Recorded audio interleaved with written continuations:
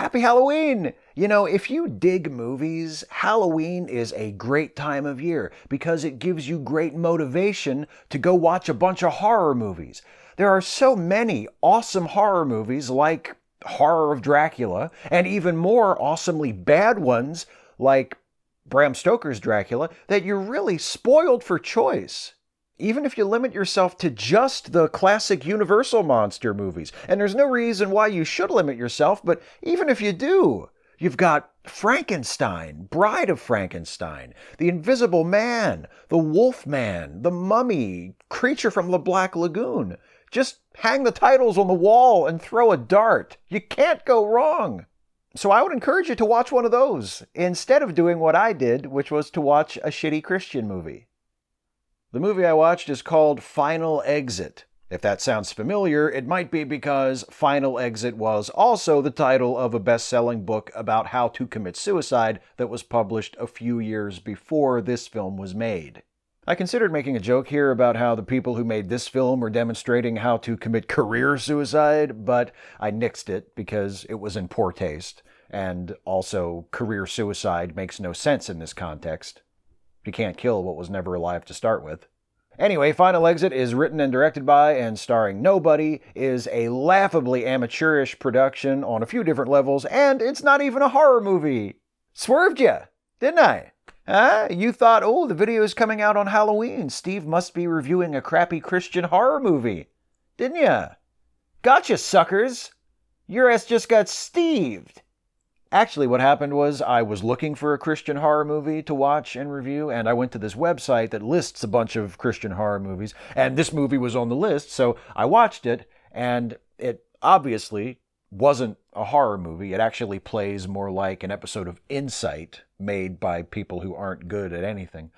But if I don't review it, then it's like I just watched it for no reason. And I'll never get those 42 minutes back. It can't have been for nothing. Oh yeah, the movie is only 42 minutes long. And that's the end of the part of the video where I list the good things about the movie.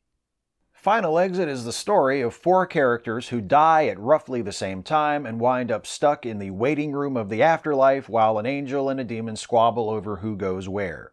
First, we meet this guy, Daryl, a convicted murderer who starts the movie having an exposition nightmare that fills us in on how he got arrested and convicted and sentenced to death for killing some ladies.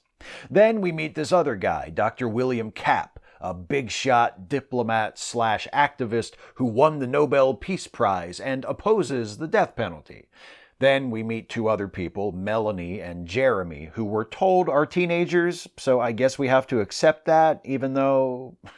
Come on. Melanie's sister was one of the people killed by Daryl, and Jeremy is her boyfriend, I guess. He seems cool. The first thing we see him do in the movie is wake up and immediately put on a pair of sunglasses. But it's not because his future is so bright he's got to wear shades, because pretty soon he's dead! They're all dead! Daryl gets lethally injected. Dig that double exposure. Georges Méliès, baby. Damn, I wish Georges Méliès had directed this movie. Anyway, outside the prison at that very same moment, Dr. Kapp is speaking at a protest that is attended by Melanie and Jeremy. When Kapp gets done speaking, a bemulleted gunman murders Kapp, then turns and shoots into the crowd, conveniently killing no one except Melanie and Jeremy, the only other established characters present. What a strange, awkward, pointless movie. Except that isn't the end. After their deaths, Daryl, Dr. Kapp, Melanie, and Jeremy all find themselves lost in subspace, alive, but trapped somewhere that exists outside of time. Why do I reference good things when talking about bad things? It only makes it hurt more. Our 4 dead characters are met by this dude, who introduces himself as an angel named Gahadriel, but looks and sounds like someone who would have been one of the early eliminations on Nashville Star. At least they have blow dryers in heaven. I find that comforting. I don't know why. Gahadriel explains to the foursome that they're dead, and now they must face God's judgment. But before that happens, they're joined by this guy, a demon of hell who has come to sign these souls up for Team Satan. And the demon and the angel spend the next 20 minutes or so arguing over who goes to heaven and who goes to hell. The demon shows us his cool Halloween mask at one point, and then the movie's over.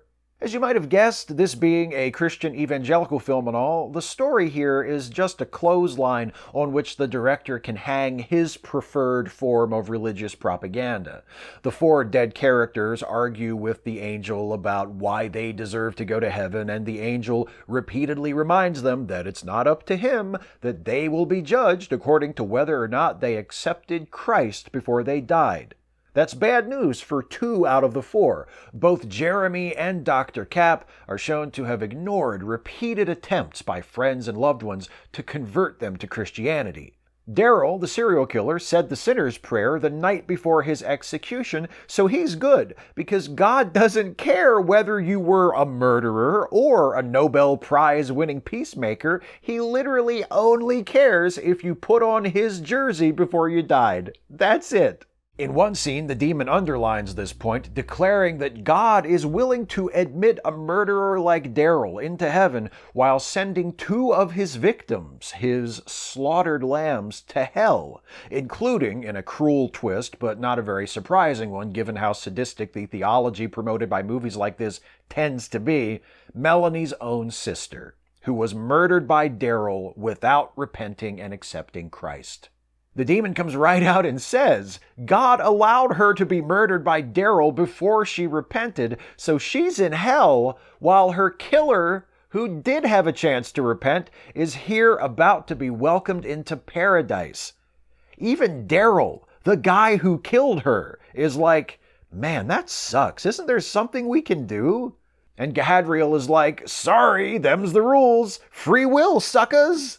The thing is, the way this story is presented, for me at least, emphasizes one of the most nonsensical details of this form of Christian doctrine, namely the requirement that your decision for Christ be made before you die. At first it seems like a reasonable line to draw, since we know, or at least we have ample reason to conclude, that the boundary between life and death is definitive and only admits traffic flowing in one direction. But from a religious point of view, death can look very different. It's still permanent, according to most religions, but from the perspective of a belief system that includes an afterlife, death isn't the end of life, but a transition into a different kind of existence. The characters in this movie are the same people before and after their deaths. Standing there in the white void with the angel and the demon, they're just as capable of making choices as they were on Earth. They have just as much free will. So why is it the decision to become a Christian only counts if it was made before they died? Now that they're dead and talking to an angel, they have a lot more information on which to base their decision than they could ever have had on Earth. They can no longer reasonably deny that God exists or that Christianity is the one true faith. They have evidence now. They could make a much more informed, confident choice were they allowed to make it. But they're stuck living out the eternal consequences of a choice they made during their earthly life. God forces them to make a decision that will affect their existence for the rest of eternity before they have all the relevant information on which they should be basing that decision. And that's not fair. The makers of this film clearly intended for it to be an illustration of how the system of salvation works, according to their interpretation, and a strong statement on the urgency of giving your life to Christ while you can. But from my point of view, what they're actually illustrating is how needlessly arbitrary and fundamentally unjust that system is. Anyway, enough about that. This is a review of a shitty movie, not a critique of the shitty religion it's espousing. To that end, let me conclude this little essay by examining what I think is not only the worst part of this movie, on a technical level anyway, but also the most instructive. Its flagrant disregard for the 180-degree rule. Take a look at this sequence to see what I mean. There's the mullet-sporting gunman at the rally. He's standing to the left of frame, pointing his gun toward the right. He's aiming it at Dr. Cap, but when we cut to a reverse shot of Dr. Cap reacting to the gun, we get this. A shot of Dr. Cap composed so that he is also looking toward the right. In filmmaking parlance, this is called crossing the line, and in most cases, it's a big no-no. In scenes involving conversations or confrontations between two characters, in order to cut from a shot of one character to a shot of the other character without confusing the viewer about where the characters are in relation to each other, filmmakers draw an imaginary line from one character to the other and keep their camera on the same side of that line for the duration of a scene. That way, when they cut from shot to shot, the characters occupy opposite sides of the frame from one another, and they are looking across the frame in opposing directions. When intercut, this creates the impression that the characters are reacting to each other. It forms a connection between them and creates a consistent, coherent sense of space. And the director of Final Exit, Danny Corrales, breaks this rule again and again throughout the film. I want to stress that this isn't forgivable as a rookie mistake. We're talking about one of the most important rules of filmmaking. Anyone who studies to become a director or a cinematographer or an editor knows about this rule. I was taught it in screenwriting courses. And anyone who studies film or reads or writes film criticism or analysis knows about it too. It's basic stuff. Watching a film that disregards the 180-degree rule as often as Final Exit does is the equivalent of reading a manuscript that is filled with accidental misspellings and grammatical errors and sentence fragments. It indicates that the author has not yet remotely mastered the necessary techniques of their chosen craft. Final Exit is the first film on which Danny Corrales is credited as director. He's directed 4 films since and been a producer on a few more. I can only assume he has learned how to shoot and cut a scene properly by now. If he had figured it out before he made Final Exit, it would have helped. The movie would have at least made a lot more sense visually, if not narratively or theologically. Either way, I'd still be left with the same question I'm always faced with at the end of these videos. Why did I watch this?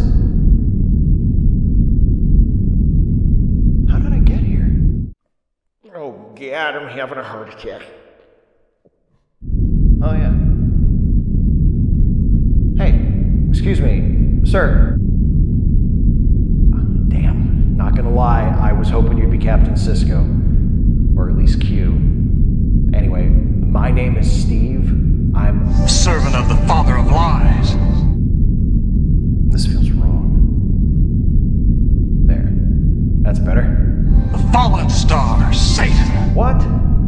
Oh, okay. I think I know where this is coming from. You just need to update your records.